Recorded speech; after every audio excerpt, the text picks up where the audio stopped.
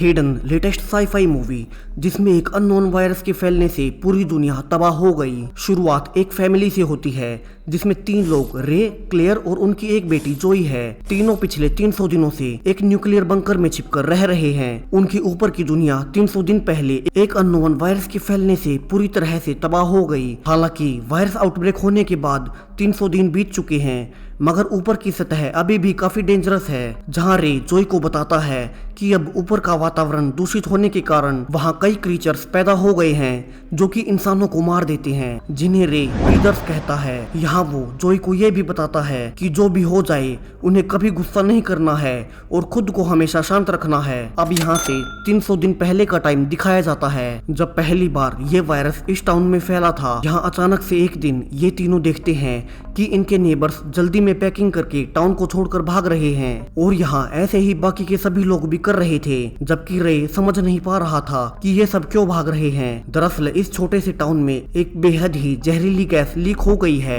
और उसी से बचने के लिए सारे लोग जल्दी से यहाँ से निकल रहे हैं। मगर अब बाहर जाने वाले सारे रास्तों को गवर्नमेंट ने ब्लॉक कर दिया है और सबको बताया जाता है कि वे सब इस टाउन से बाहर नहीं जा सकते और उन्हें इसी में क्वारंटाइन रहना होगा। और जब लोग कार से बाहर निकलते हैं तो पाते हैं कि कुछ फाइटर जेट्स अब उनके टाउन पर बॉम्ब्स गिरा रहे हैं, यानी कि इस टाउन में कुछ ऐसा हुआ है जो कि काफी खतरनाक है।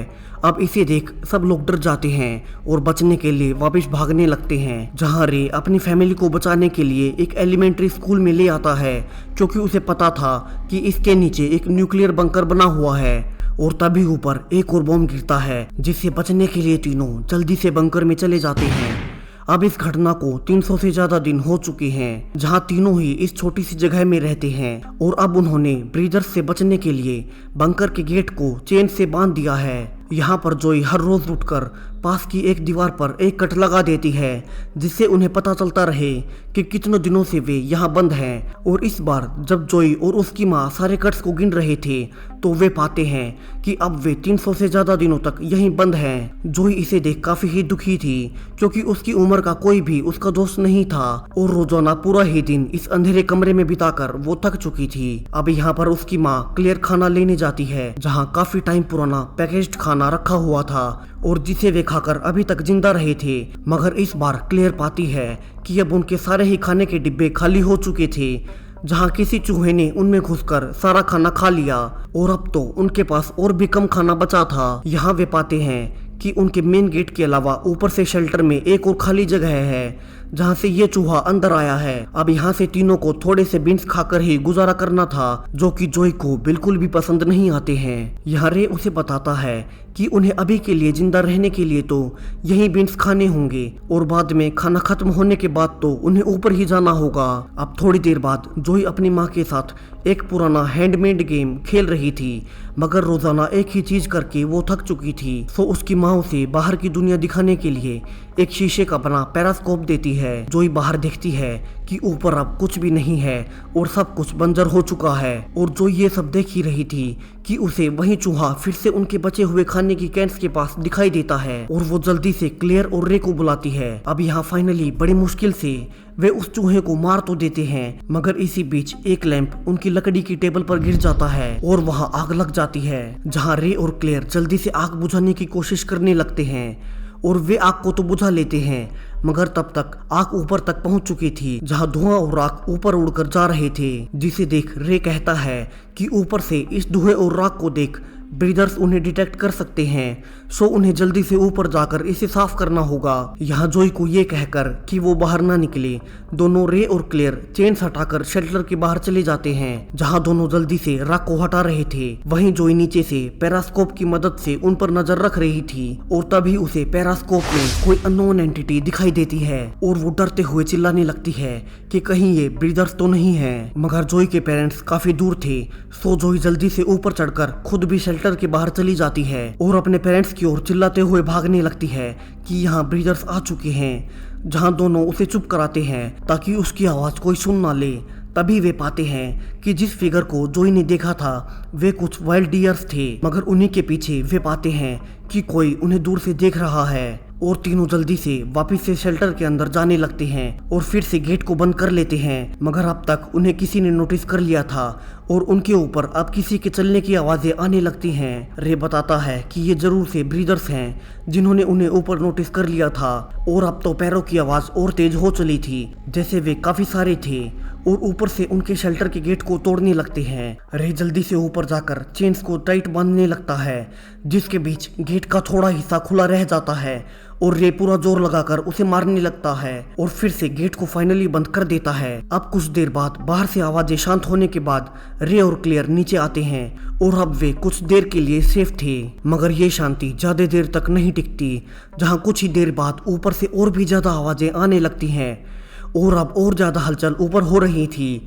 जिसके बाद ऊपर का उनका गेट टूटकर नीचे आकर गिरता है और तीनों बचने के लिए भागने लगते हैं। जहां क्लेयर बचने के लिए रास्ते में लगे एक पर्दे में आग लगा देती है और उस आग को और बढ़ाने के लिए उस पर अपनी लकड़ी की बनी एक और टेबल गिरा देती है। यहाँ से वे डिसाइड करते हैं कि ऊपर जाने वाले दूसरे रास्ते जिससे उन्होंने चूहे को आते देखा था वहीं से वे बाहर निकलेंगे। पहले क्लेयर इस छोटी सी जगह से ऊपर निकलती है, जहां बाहर आकर वो पाती है कि यहाँ कोई भी नहीं है और वो यहीं नीचे रे को बताती है, जिसके बाद रे जोई को ऊपर भेजता है और अब दोनों माँ और बेटी बाहर आ चुकी थी। मगर रे जैसे ही ऊपर आने की कोशिश करने लगता है वो उसमें फंस जाता है, क्योंकि ये जगह उसके हिसाब से काफी छोटी थी और इसी बीच कोई उसे नीचे से खींच लेता है और तभी ऊपर से जोई और क्लेयर को खून के छींटे दिखाई देते हैं और वे दोनों डरकर भागने लगते हैं। यहाँ से वे एक खाली हाईवे पर पहुंचते हैं जहां अब तक खाली गाड़ियां पड़ी हुई थी।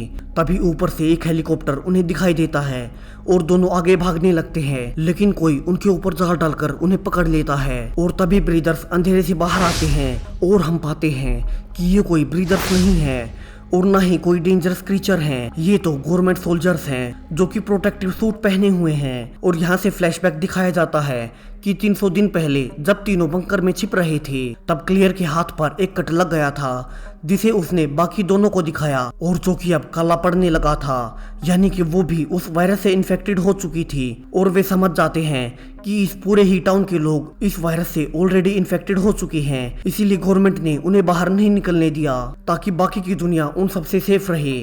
अब प्रेजेंट टाइम में सोल्जर्स ने क्लेयर और जोई को पकड़ लिया था और वे उनका कुछ ब्लड टेस्टिंग के लिए निकाल लेते हैं और टेस्ट करने पर पाते हैं कि दोनों ही माँ बेटी भी उसी वायरस से इन्फेक्टेड हैं, जिसके बाद अब उन्हें गवर्नमेंट ऑर्डर्स पर उन दोनों को जान से मारना था और वे उन पर गन पॉइंट कर देते हैं। मगर गोली चलाने से पहले ही रे, जो कि अब एक वैम्पायर जैसा क्रीचर बन चुका था, उन पर अटैक कर देता है और यहाँ वो कुछ को तो मार देता है, मगर बचे हुए सोल्जर्स उसे गोलियों से भून डालते हैं और यहाँ से इस वायरस का असली नेचर रिवील होता है। और रे अभी तक जिन ब्रीदर्स के बारे में बता रहा था वे तो खुद नॉर्मल इंसान थे, जबकि ये फैमिली इस वायरस से इन्फेक्टेड थी और वायरस के कारण लोग अपना कंट्रोल खोते ही ऐसे जानवर बन जा रहे थे।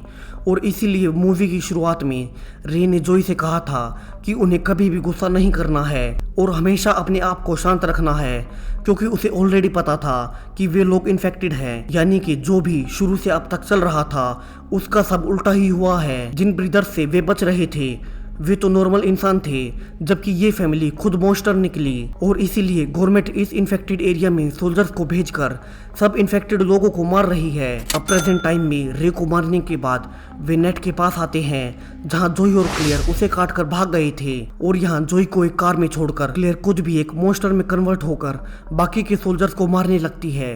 और अब सिर्फ एक ही सोल्जर्स बचा था जो कि क्लियर को भी घायल कर देता है और वो क्लियर को गोली से मारने ही वाला था कि जोई भी अब ट्रांसफॉर्म होकर उस पर अटैक कर देती है और वो उसे जान से मारने वाली थी कि क्लियर उसे ऐसा करने से रोक लेती है। और फिर दोनों रे को ढूंढने लगते हैं जहां रे काफी ज्यादा घायल हो चुका था और वो अब जोई के सामने ही दम तोड़ देता है। तभी क्लियर को ऊपर से फिर से हेलीकॉप्टर दिखाई देता है और दोनों भागकर एक अंडरग्राउंड टनल में बचने के लिए भाग आते हैं, जहां उन्हें सरप्राइजिंगली जोई मिलता है जो कि उनके नेबर का बेटा था और वो भी उन्हें 300 दिन पहले भागते हुए दिखाई दिया था। यहाँ से वो उन्हें एक सीवर तक ले आता है जहाँ क्लियर पाती बताती है कि वहाँ इस टाउन के बाकी के लोग अब तक छुप कर रह रहे हैं और वो खुश थी कि कम से कम उन्हें अपने जैसे और लोग मिले। और अब दोनों नीचे सीवर में उनके पास चले जाते हैं, जहाँ लास्ट में क्लेयर दूर से सूरज को उगते हुए देखती है और उसकी आंखें अब पूरी तरह से लाल हो चुकी थी और वो हैच को बंद कर लेती है और ये मूवी यहीं खत्म हो जाती है। सो मूवी का एंड ट्विस्ट आपको कैसा लगा कमेंट्स में बताएं और चैनल को सब्सक्राइब कर हमें सपोर्ट दिखाएं। बाय।